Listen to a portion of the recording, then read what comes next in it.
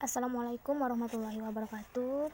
Saya Siti Soleha dari Lokal 5 MPIC sebagai orang pertama yang persentase. Judul PowerPoint kami yaitu menyusun program strategis atau kegiatan hubungan sekolah dan masyarakat yang dibimbing oleh Bapak Muhammad Rizal Pahlevi dan kami dari kelompok 6. Saya sebagai orang pertama dan sebagai orang keduanya Serlina Afriani Effendi. Baiklah, pengertian program menurut Benti dan Gunawan, program itu adalah suatu rancangan mengenai asas suatu usaha yang akan dijalankan dan sekumpulan aktivitas yang saling berkaitan dan membantu di antara satu dengan yang lain kepada pencapaian suatu tujuan program itu. Organisasi mengandung satu atau lebih program dan tujuan tiap-tiap program itu adalah tidak serupa, tetapi saling menyumbang kepada satu tujuan sebuah organisasi itu. Program kerja adalah suatu rencana kegiatan dan suatu organisasi yang terarah, terpadu, dan tersistematis yang dibuat untuk rentang waktu yang telah ditentukan oleh organisasi.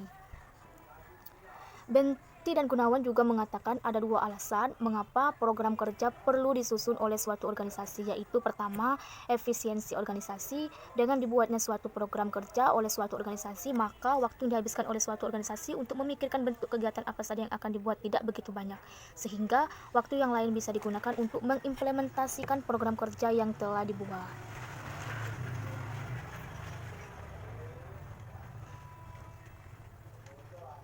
Kedua, keefektifan organisasi.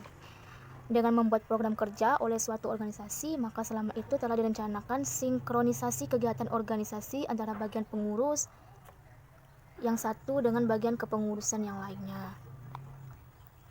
Penyusunan program strategis. Strategi merupakan suatu penentuan rencana yang berfokus pada tujuan organisasi disertai susunan mengenai tata cara mencapai tujuan tersebut. Strategi juga dapat diartikan sebagai rencana dari tujuan, kebijakan, dan tindakan yang menjadi kesatuan yang utuh dalam suatu organisasi. Dasar tujuan.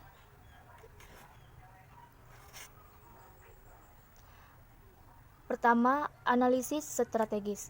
Untuk memastikan apakah strategi pemasaran jasa pendidikan yang ditetapkan terkait dengan riset pemasaran harus dikaitkan dengan pertimbangan lainnya. Tujuannya untuk memahami posisi strategis sekolah, bagaimana perubahan dapat mempengaruhi sekolah dan aktivitasnya, apakah sumber daya yang dimiliki sekolah untuk menghadapi perubahan tersebut, dan apakah yang dilakukan sekolah terkait dengan keinginan untuk mencapainya. Kedua, pilihan strategis. Pilihan strategis bertujuan untuk memilih pendekatan demi pencapaian tujuan sekolah, yaitu tujuannya memiliki 3 aspek.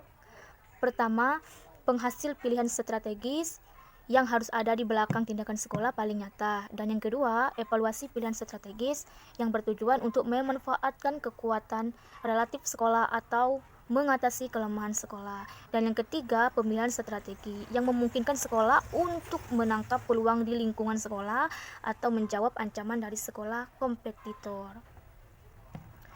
Dan poin dasar tujuan yang ketiga adalah pelaksanaan strategis yang bertujuan untuk mengubah strategi pemasaran jasa pendidikan menjadi praktik pemasaran jasa pendidikan.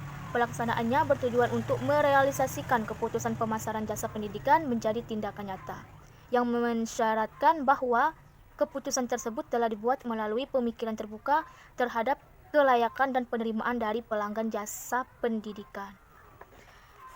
Baiklah, itu persentase dari saya.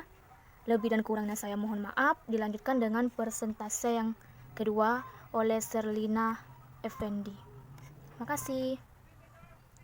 Assalamualaikum warahmatullahi wabarakatuh. Saya Serlina Afriani Effendi. Di sini saya akan melanjutkan pembahasan yang sebelumnya telah dijelaskan oleh Siti Soleha. Dapat dilihat pada layar handphone kita.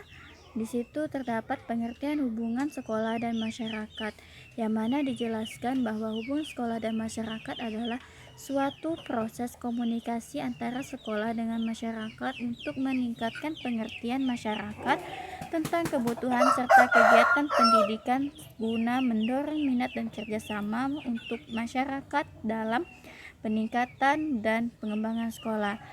Adapun tujuan kegiatan hubungan sekolah dan masyarakat, yang pertama, memberi penjelasan tentang kebijaksanaan penyelenggaraan sekolah, situasi dan perkembangannya. Yang kedua, menampung sarana dan pendapat dari warga sekolah dalam hubungannya dengan pembinaan dan pengembangan sekolah. Yang ketiga, dapat memelihara hubungan yang harmonis dan terciptanya kerjasama antar warga sekolah sendiri. Dan di situ terdapat manfaat kegiatan hubungan sekolah dan masyarakat, yaitu ada 3. Dan tugas pokok kegiatan hubungan sekolah dan masyarakat terdapat 4 poin. Dan yang terakhir adalah prinsip hubungan kegiatan sekolah dan masyarakat. Yang pertama, prinsip otoritas, prinsip kesederhanaan, prinsip sensitivitas, prinsip kejujuran, dan prinsip ketetapan. Demikianlah penjelasan yang dapat saya sampaikan. Lebih dan kurang saya mohon maaf. Apalagi tadi ada suara ayam, saya mohon maaf. Saya akhiri. Wassalamualaikum warahmatullahi wabarakatuh.